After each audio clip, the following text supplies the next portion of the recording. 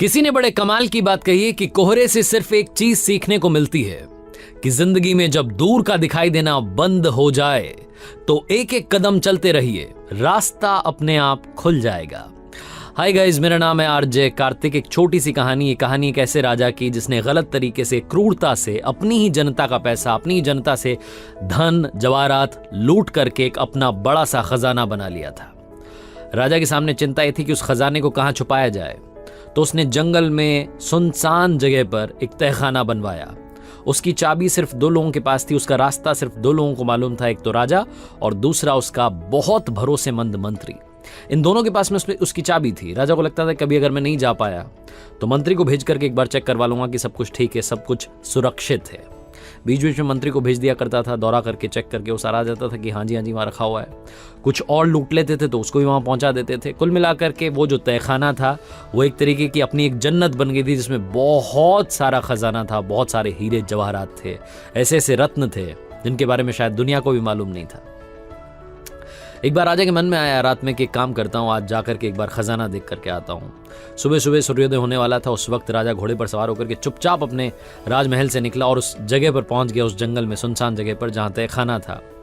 उसकी चाबी राजा के पास थी। दरवाजा खोला, उसके बाद अंदर गया, जाकर के हीरे जवाहरात देखने लगा और मंत्रमुग्ध हो गया। वो होता है ना कि सेल्फ ऑब्सेशन होता है, अपने आप को सिकंदर मानने लगा। उसको लगा कि दुनिया में मुझसे अमीर कोई नहीं है।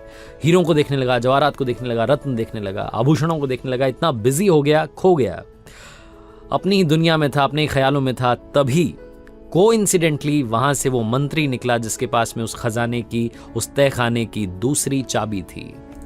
उसने देखा कि दरवाजा खुला हुआ था और वो डर गया। उसे लगा कि क्या पता शायद मैं एक दो दिन पहले आया था चेक करने के लिए, तब शायद मुझसे गलती से दरवाजा खुला तो नहीं रह गया। डर के मारे फटाफट से जल्दी से उसने उस दरवाजे को लॉक किया और वहां से चला गया राजमहल की तरफ। राजा साहब अंदर मंत्रमुग्ध हो रहे थे, हीरों में, जवाहरात में, आभूषणों में।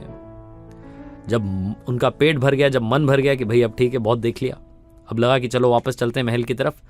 जब बाहर आने के लिए दरवाजे के पास पहुंचा तो ये क्या, दरवाजा बंद था।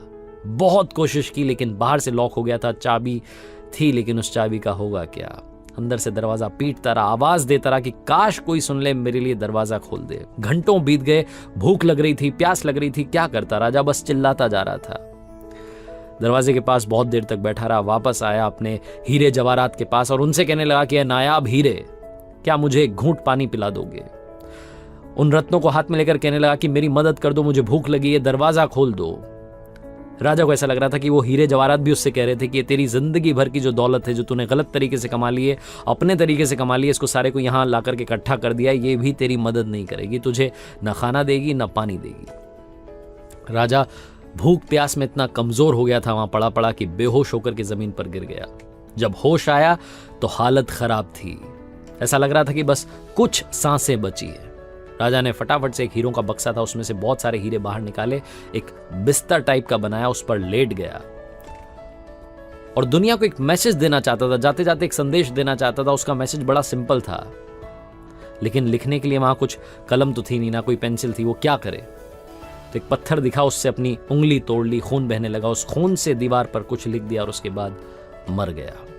यहां जो मंत्री था वो अपनी सेना के साथ में राजा साहब को खोजने के लिए निकल चुके थे। बहुत दिनों से ढूंढ रहे थे, राजा साहब मिल नहीं रहे थे, बहुत कोशिश कर ली।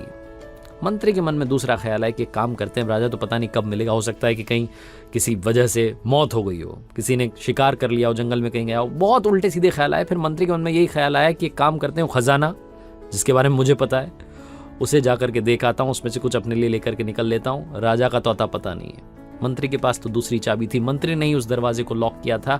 आया चुपचाप से, छिपते छिपाते दरवाजा खोला और जब अंदर गया तो सुन्न रह गया। एक लाश पड़ी हुई थी, हीरों की जो बिस्तर बनी थी उस पर एक लाश पड़ी थी और वो लाश राजा की थी।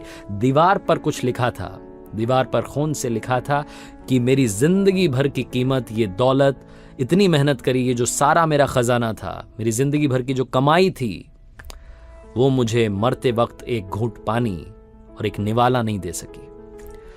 छोटी सी कहानी है लेकिन बहुत बड़ी बात सिखाती है। सबको मालूम है बचपन से कि हम अपने साथ कुछ नहीं लेकर के जाने वाले, ना कुछ लेकर के आए थे, ना कुछ लेकर के जाएंगे। सिर्फ अच्छे काम लेकर के जाएंगे, अच्छी दुआएं जो हमारे साथ रहेंगी, जो हमारा जो मेन पर्पस है इस लाइफ में आने का वही हमारे साथ में जाएगा। अगर कहीं से कुछ दुआ मिली तो हमारे काम आएगी और कुछ काम नहीं आने वाला। लेकिन फिर भी हम सिर्फ और सिर्फ इन्हीं चीजों के पीछे भाग रहे हैं, इतने मटेरियलिस्टिक हो गए हैं कि जो मेन पर्पस है उसे भूल चुके हैं। इस वक्त हम दुनिया में बहुत सारी चीजों में इन्वेस्ट कर रहे हैं, अपने ऊपर इन्वेस्ट कर रहे हैं, अपनी ड्रेसेस पर इन्वेस्ट कर रहे हैं, बहुत सारी जगहों पर इन्वेस्ट कर रहे हैं। एक छोटी सी बात आपसे कहना चाह रहा हूं, अपनी सोल में इन्वेस्ट करना शुरू कीजिए। उसके लिए थोड़ा सा टाइम निकालिए, मेडिटेट करना शुरू कीजिए। आपको अच्छा लगेगा, आपकी सोल को सुकून मिलेगा, आपकी आत्मा को सुकून मिलेगा।